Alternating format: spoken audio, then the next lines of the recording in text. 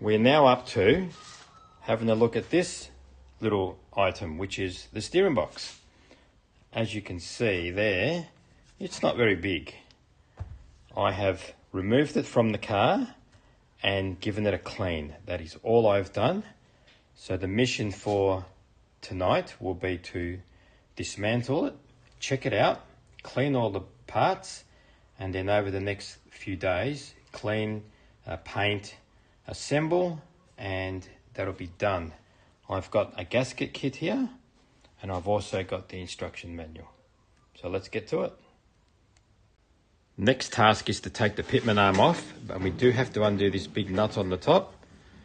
So it's a 22mm socket, and that come off relatively easily, but it did mean we had to clamp it in the vise. So now, before we remove this, we've got to ensure that we know the position that it's on so that it can go in the same spot. So what I don't know is if it's got some sort of keyway or a special spot, and if not, we're simply going to put a little mark on that, and so we can put it back in the same spot.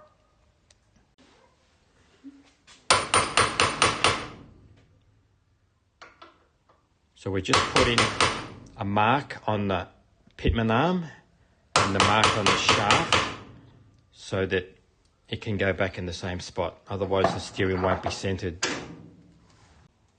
Now we're going to try and remove that nut and that pitman arm off that shaft. So I'll get my helper here to undo the nut. It wasn't that tight.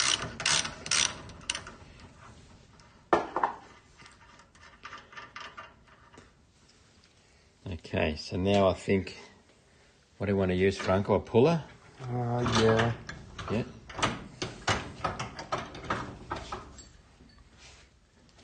So we'll just look over here.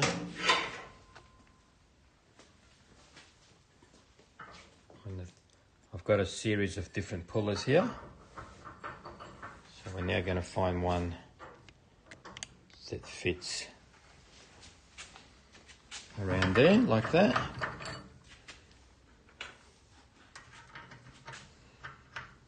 And we put the nut back on the thread so it doesn't damage it.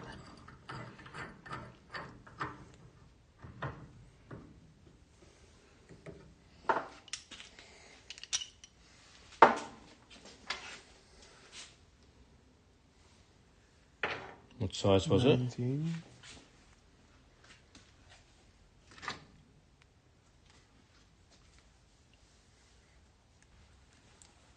So 19mm, and we should be able to pull this one off.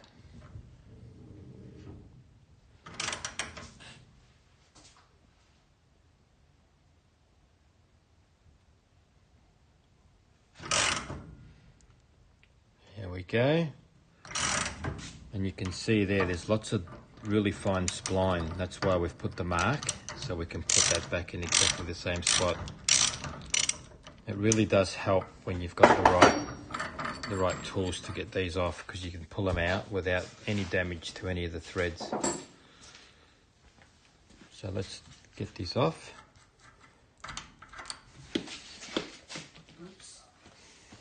That's it.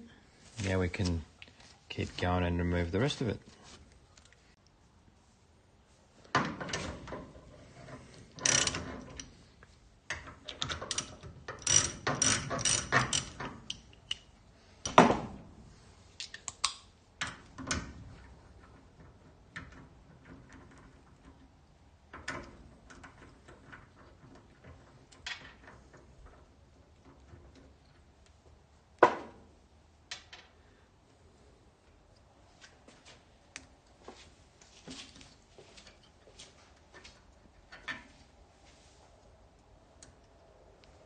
Okay, this is. So under that plate, there's a seal. And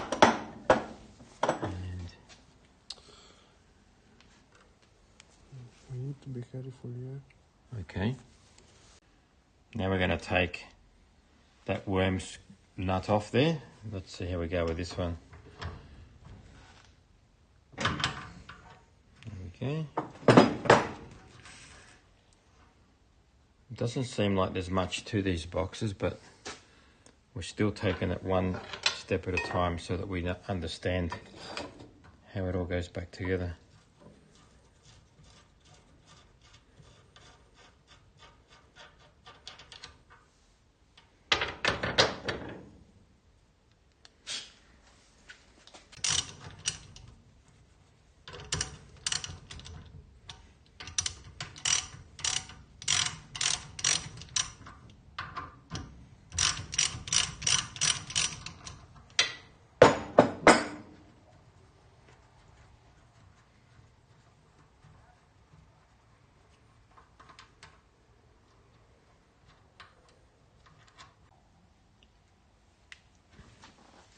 So we'll take this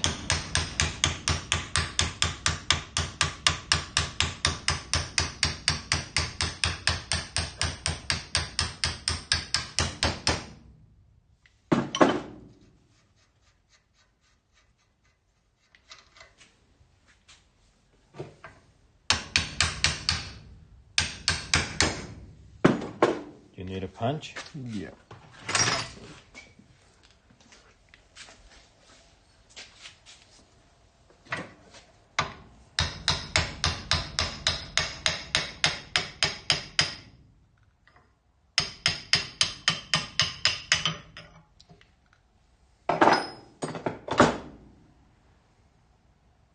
Looks good. So that's what the inside looks like. Now we've just got to remove that one. All the parts have been laid out now, ready for assembly. So we've got everything that we need laid out and ready. So step number one is we are going to put this gear worm drive back in here. So before we do that, in this area goes this seal, and that goes in there. So my plan is to put a tiny little bit of grease around the edge, and then we're going to put a socket on that fits exactly around the seal, and then we're gently going to tap that until this seal sits nice and flush. So my helper here has got a little bit of grease, so this will just act as a little bit of a lubricant. And then we'll put a little bit on the edge of that seal if we can.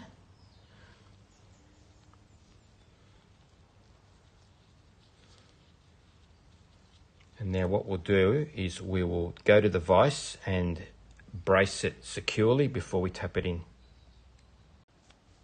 All right, we've decided we're going to use the press instead of the hammer.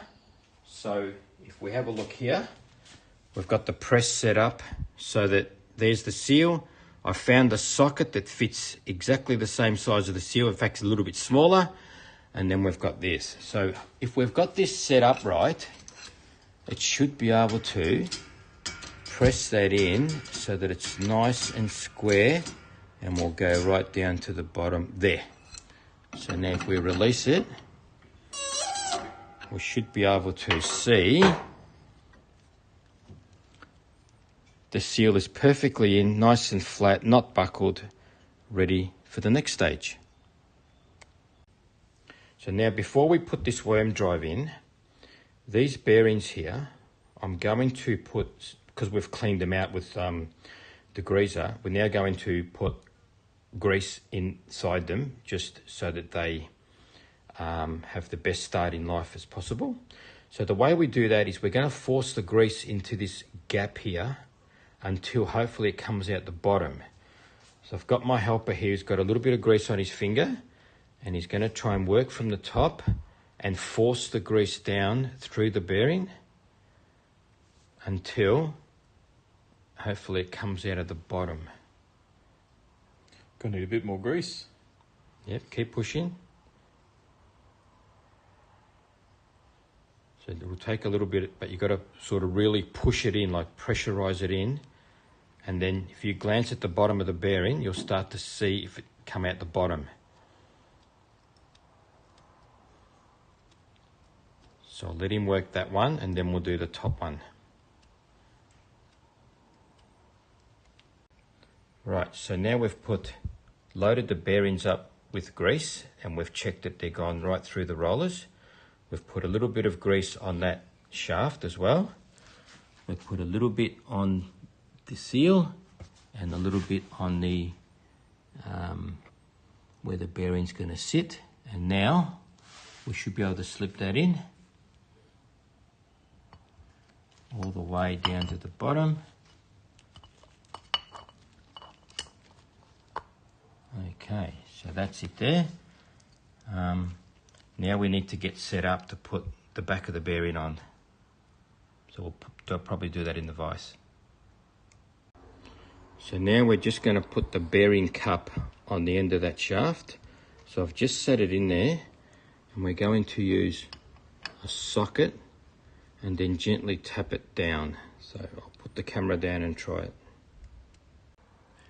The bearing cup has been pushed in with the socket and it went in relatively easy. So now by the look of it, it just looks like this castellated nut goes in and secures it all. Now to put this castellated nut in, it does talk about in the manual a special tool. So we have gone and made our own tool and we've called it a Fiat tool A.01. And the idea is that will go in there like that and help us screw it in. So we'll get set up and we'll demonstrate that. So now we are ready to put the retaining nut on. So it's a castellated nut and it goes in there and there's a couple of holes, one at the top, one at the bottom, so a split pin will go through and through these castellations. So we are going to put that one in.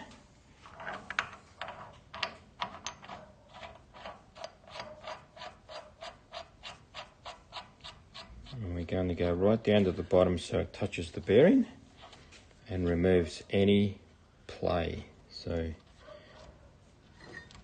we'll use our Fiat tool A01, which we should be able to put in there. Ooh, very tidy.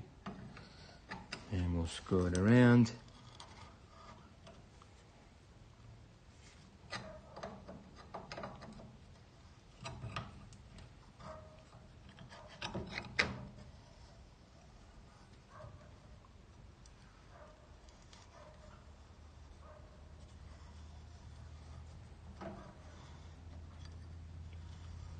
Now it doesn't say in the book how tight to make this, or not that I can find, but we'll go down and see if we can put a little bit of pressure on the bearings and align the little hole there, align it up with one of the castellations.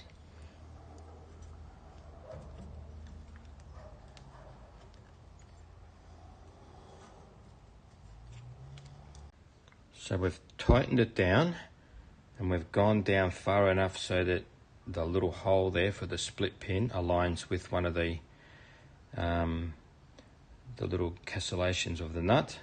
There's another hole over this side, but when we come around this side you will see that it doesn't quite line up, so that's why we're going to use that hole there. So I'm not going to put it in now, but this split pin will simply go in there and then it stops that nut from undoing, but we won't put it in there until we've done all the adjustments, and that will be the final one, because we still may have to tighten that a little bit further, which means we'll have to line it up with the other hole. It's now time to put this part in. So obviously this goes in there, but it's got this special washer and it's got a little notch out of it and grooves. Now those grooves I would assume are for an oil passage. So we're going to put the washer on there so that the notch lines up. So like that. And then we should be able to slip this through. But before we do, we might just put a little bit of oil, which I will just wipe on there, just to help it go down through the shaft. All right, so as we push down, we've got to always make sure that that little washer retains in that locking pin.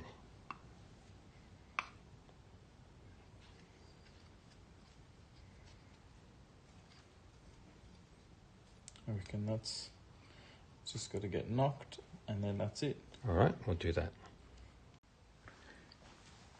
So we've now put this plate on. It's only 4 bolts, and I've adjusted this screw so that it's touching that shaft, so it's now removed any play that way, so it's perfect.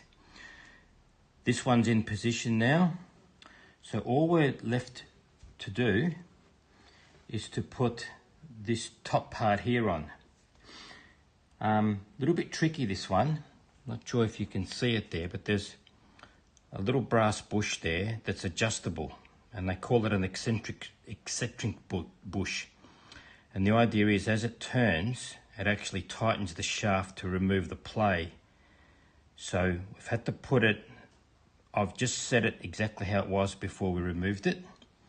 So, and the way you adjust it is once you use this here, and as you turn this around, you can see how you got some adjustment.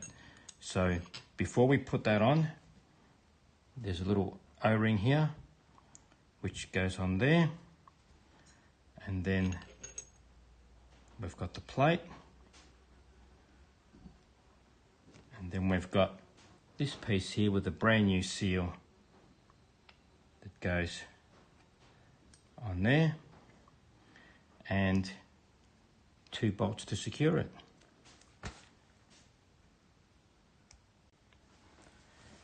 Now that that is secure, I know I've got it adjusted right because there is no end play on this shaft. There's no end play on this shaft. And when I turn this one, it instantaneously reacts to this one with no clunking, no gaps. And I can go right round to simulate a full lock both ways. And I can feel that there's no grabbing, there's no grinding, there's no pulling. It's all perfect. And I've simply just put it back exactly where it was. So all that's left to do now is this split pin has to go in here. And what that does is that stops that castellated nut from undoing itself. So that's the next job. Also, this has oil in it, and the oil that is recommended for it is a gear oil, and it's a SAE 90. So I've just had this on the shelf for a long time. So I've looked up the specifications, and there's 120 millimeters required. Milliliters, sorry. So I'll just simply measure that out and then grab a funnel and pour it in through this drain hole and then put the plug on. And then I'll be able to get this arm and put that back on. Like I said, this one we've put a mark on that and the housing to ensure it goes on in the same spot. But looking at it, there is a little slot here, so I should be able to line that up quite easily and then tension it up with a nut. All right, so I've measured out 120 ml of oil. I've made up this little contraption so that it's only a very small hole and a bit difficult to pour in that way. And I didn't have a funnel. So I'm just going to poke that in there and we shall pour it in.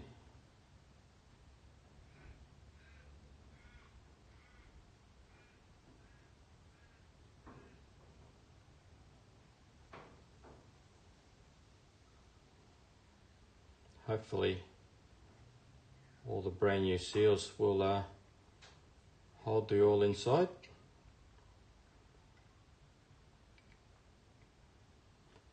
Overall it wasn't too difficult, however you do need some specialised tools if possible just to make the job easier and more enjoyable.